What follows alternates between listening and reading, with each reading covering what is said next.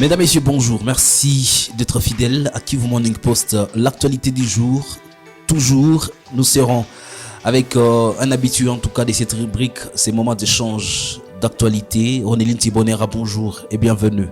Bonjour Blaise et bon début des semaines à vous et à tous les téléspectateurs. Patrick Moya devant la presse et s'exprime par rapport à la question sécuritaire de l'Est. Bien sûr, c'était une occasion pour le porte-parole du gouvernement congolais et en même temps le ministre en charge de la communication République démocratique du Congo de rappeler les régimes de Kigali qu'il n'y aura jamais des négociations avec le rebelle dit avant. Également, nous allons faire un focus sur ces affrontements. Pour une première fois, les forces de l'EAC s'affrontent. Ouais, c'est depuis le week-end que des accrochages ont été signalés dans le territoire de Massissi, précisément au village Maléhé, à un endroit qu'on appelle communément Jérusalem. Voilà tout pour les sommaires. Mesdames, Messieurs, vous êtes nouveaux sur la chaîne, n'oubliez pas de vous abonner et on se retrouve dans la deuxième partie.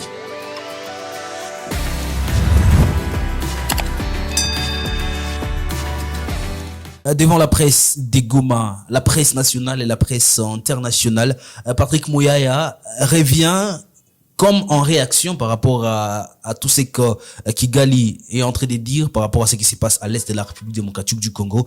Quelle analyse vous faites par rapport à ces discours tenus par le ministre de la Communication? Je dirais que les deux pays se suivent au quotidien, ce que les pages du gouvernement congolais en ce qui concerne Twitter et puis Facebook, tout ce qu'il y a comme communication de la part du gouvernement congolais, c'est bien sculpté par Kigali. De même, tout ce qui concerne Kigali, c'est suivi valablement en République démocratique du Congo. Et donc, cette sortie du chargé, donc du porte-parole du gouvernement congolais, arrive au moment opportun parce que on se disait est-ce qu'après ce que Kigali avançait comme propos, soi-disant que c'était très intéressant à ce que les gouvernements congolais puissent prendre une option de dialoguer directement avec le rebelle dit 1-23. Et du côté de la République démocratique du Congo, c'était une tribune qui était offerte à Mouyaya de rappeler, de tirer encore les oreilles de Kigali parce qu'aujourd'hui, Kigali est pointé du doigt de soutenir le rebelle dit 1-23, ce que Kigali n'a jamais accepté. Et donc, en tenant compte de cette sortie médiatique de Patrick Mouyaya, il est revenu sur l'impossibilité pour le gouvernement de dialoguer avec les terroristes. Au-delà de cette négation pour le gouvernement a essayé de faire comprendre à ceux-là qui plaident pour le 1-23 qu'au niveau actuel, le gouvernement ne peut que parler avec des gens qui pensent qu'ils sont des démobilisés. Et vous allez peut-être le comprendre avec moi lors de la précédente conférence de presse tenue par... Entre Félix et le président suisse. Alain Berset, le président parlait d'une possibilité de cantonner le rebelle du 1-23 qui sont des nationalistes et qui avaient déjà déposé les armes au niveau de Kichanga. Malheureusement, si le président avait donné cette possibilité, aujourd'hui il y a par exemple l'APCLS qui est un autre groupe armé, il y a son général Janvier Karaïri qui vient de s'opposer contre cette décision ou cette proposition du gouvernement. Ils estiment qu'ils ne voient pas l'importance d'inclure le rebelle du 1-23 ou d'envoyer ces rebelles là-bas à Kichanga, étant donné qu'aujourd'hui, ces mêmes rebelles se sont transformés en des civils. Donc, vous voyez que jusque-là, il y a une contradiction. La dernière fois, c'était envoyer ces gens au Maniema. Le Maniema a dit non. Aujourd'hui, on évoque la possibilité pour Kichanga de recevoir ces gens, les habitants, les originaires, les locaux qui sont là. Donc, quand je dis locaux, ce sont les habitants qui sont originaires, les personnes qui vivent la réalité de Kichanga, qui commencent petit à petit à s'opposer. N'allons pas parler de la question des Ouazalendo également qui sont impliqués dans cette guerre, mais nous allons également revenir sur un aspect de Patrick Mouyaya qui demande également si Kigali veut que la RDC puisse négocier avec la 1-23, que Kigali puisse négocier avec les FDLR. Comment vous avez analysé ça? Pour les Congolais, c'est que ce n'est pas vraiment le 1-23 qui veulent des discussions.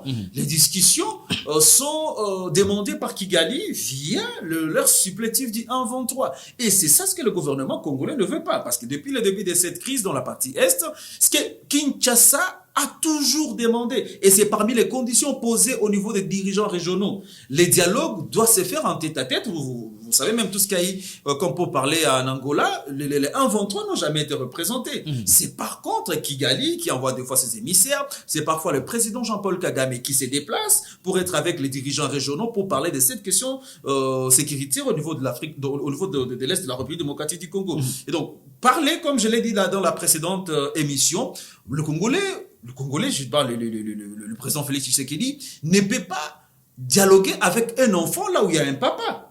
Donc, pour Félix Tshisekedi, tout se passe en tête-à-tête entre Paul et moi, et tout ce qu'on doit comprendre aujourd'hui, les enjeux dans la région sont des enjeux économiques, ce sont des enjeux de positionnement, mais et puis, il y a même des enjeux qui sont environnementaux. Parce que la RDC, la partie Est, reste au moins cette entité qui peut encore aider d'autres pays qui sont frappés, par exemple, par la sécheresse à pouvoir résister. Il y a des pays, par exemple, comme le Kenya, il y a une partie du Kenya qui souffre depuis quelques mois où il y a même pas eu de pluie. C'était un reportage difficile à tourner. Aller constater la manière dont les déplacés manquent de quoi vivre et ils s'attaquent à la forêt pour essayer de vendre quelques bois des choses.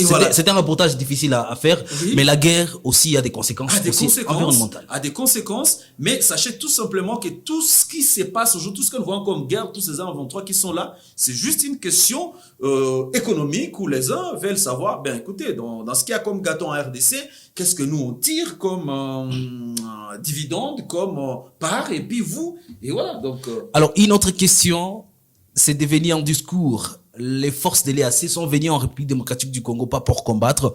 Quelques autorités de la sous-région tenaient ces mêmes discours. Mais nous avons vu les forces de l'EAC s'attaquer au 23. Alors, ça a été une surprise générale, parce que jusque-là, il y a même des contradictions dans les QG, je sais pas que ce soit du côté rebelle ou du côté même, il y a ce qu'on appelle une communication dubitative, où on se dit, est-ce qu'il vraiment il faut les dire, du côté de l'EAC, si on dit aujourd'hui que non, nos troupes sont entrées en opération, mais c'est que sûr, il y a un communiqué qui avait été signé par le porte-parole, je crois, de cette force régionale qui est déployée au niveau du Nord Kivu, qui avait attester ces combats survenus le week-end entre les troupes burundaises qui sont dans le territoire de Massissi et ces rebelles. Les combats se sont déroulés au niveau du village Maléhé, à un endroit qu'on appelle Jérusalem. Et lorsque vous parcourez ces communiqués que les uns aujourd'hui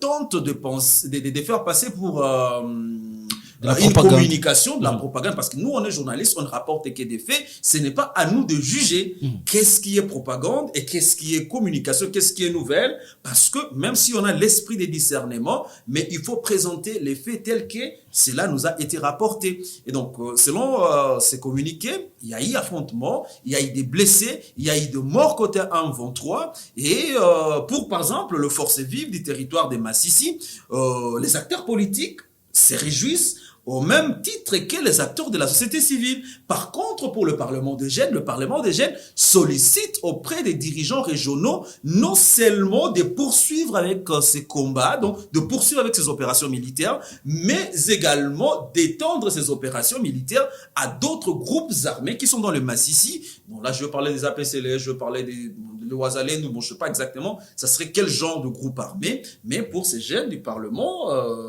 de Massissi, la traque doit concerner toutes les parties. Mesdames, Messieurs, ça sera tout pour cette rubrique Actualité du jour. C'est un moment d'échange entre journalistes de Kivu Morning Post et vous, chers internautes. Merci d'avoir été avec nous. Merci à Gide Mansiri Kader et la caméra.